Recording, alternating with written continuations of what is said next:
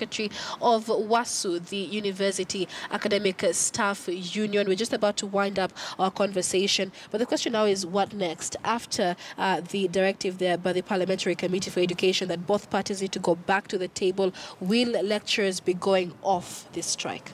The Vice Chancellor's Committee and the IPCF agreed that they have written a counter-offer. They have handed it to Minister of Education.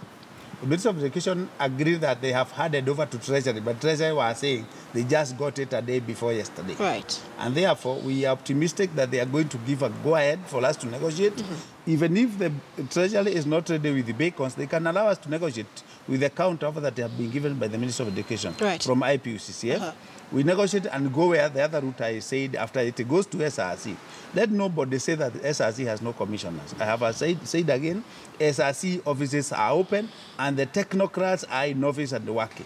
In fact, yeah, so therefore, negotiations, we are expecting counter over any time. We even agreed we can get it over even tomorrow. If they want us to give over the weekend, we can negotiate over the weekend. And I can tell you, negotiations can take us even as short as 1 hour. All right.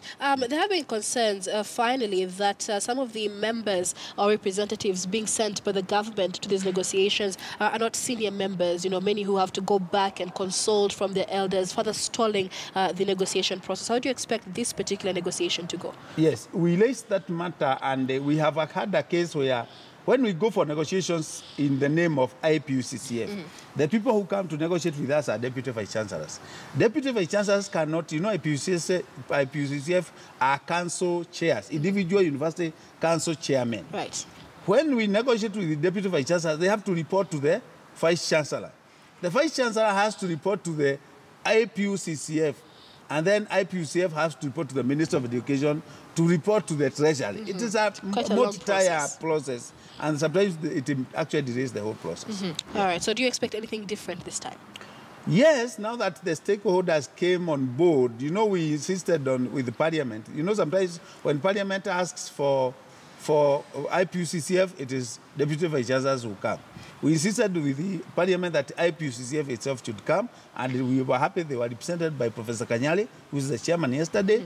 Vice Chancellor's Committee was also represented by Professor Adwol.